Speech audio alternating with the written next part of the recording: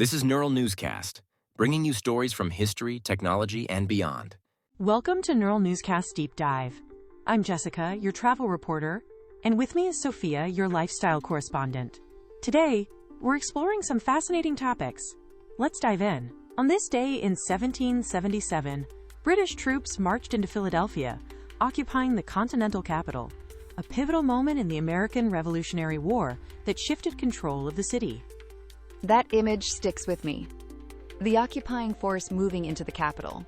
Such a clear turning point, right? Absolutely. Overnight, the geography of power changes. And as a travel reporter, I think about how a city's identity transforms when control shifts. And from a lifestyle angle, an occupation ripples through daily life, markets, homes, routines, as people navigate a new reality in the place they once called their political center. Beyond the marching troops are the quieter consequences. Officials displaced, gatherings disrupted, that sense of a civic heart being redirected. I imagine families at their windows, weighing safety and supplies, while leaders confront the loss of their seat. Those personal stories bring the history to life. For travelers today, knowing Philadelphia was the Continental capital and then occupied adds layers to a walk through its streets. Every square can feel charged by that moment when control shifted. And it invites reflection on resilience, how communities adapt, rebuild routines, and reclaim spaces once altered by a military presence. Exactly. That resilience becomes part of a city's narrative, helping explain why certain landmarks or districts hold such historical weight. It also keeps the human scale in view. Beyond strategy, daily lives were changed, and that perspective is grounding. Right.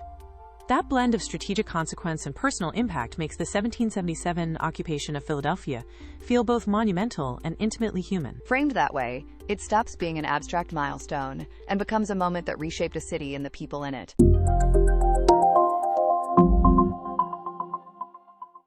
Stay with us. More deep dive exploration coming up. Today we celebrate the birthdays of T.S. Eliot, 1888, Olivia Newton-John, 1948, and George Gershwin, 1898. I love that mix. Poetry, pop culture, and music.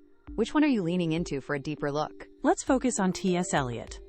There's something almost travel-like about tracing the landscapes in his poems, the way he maps cities and interior lives. Born in 1888, he was a poet and playwright who reshaped modern literature. Right. Eliot's work feels atmospheric, like visiting a city at dusk. Texture, mood. You mentioned The Wasteland and the love song of Alfred Prufrock earlier, both so influential. Exactly. The Wasteland broke conventions with collage-like fragments and multiple voices, almost a cultural itinerary through post-war disillusionment, and that innovation changed the literary map.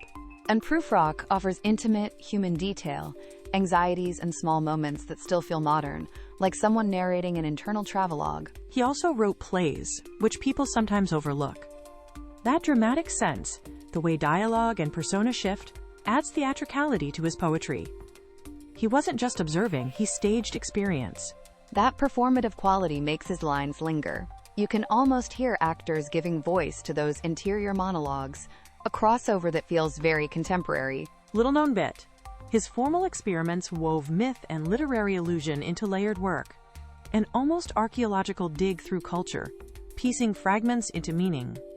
I love that metaphor, archaeology of the mind, because it shows how he trusted readers to assemble the puzzle, inviting reflection and keeping the work alive. And his influence rippled outward. Modern poets, playwrights, and critics all responded to the techniques he introduced. Breaking tradition opened doors for so many voices.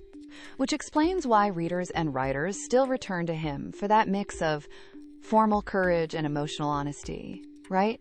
Exactly. Celebrating T.S. Eliot today is celebrating a turning point in modern literature, a legacy that still shapes how we tell complex cultural stories. And it sits nicely alongside Olivia Newton-John and George Gershwin, artists who reinvented their forms and left lasting marks on popular culture and music. We'll be right back after this short break. You are listening to NNC, Neural Newscast. All the day's news synthesized and verified. Visit our archive for past episodes at neuralnewscast.com. Welcome back to Neural Newscast Deep Dive. Ready for our fact of the day? Fact of the day. Sloths move so slowly that algae can grow in their fur. And that green tint isn't just quirky. It helps camouflage them in the rainforest canopy. Their fur hosts a tiny ecosystem, including algae and moths, which together help the sloth blend into the trees. They even climb down about once a week to do their business, a routine that helps those moths complete their life cycle. From a travel angle, spotting one in the wild is like finding living moss art. Quiet, slow, and perfectly adapted to treetop life.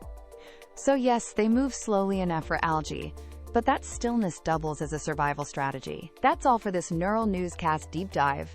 On behalf of Jessica and me, Sophia, thanks for listening. That's it for today's episode of Neural Newscast, where AI meets accountability. Catch up on past episodes at neuralnewscast.com. And don't forget to follow or subscribe on your favorite podcast app. Neural Newscast fuses real and AI-generated voices for fast, quality news. AI creates, humans review.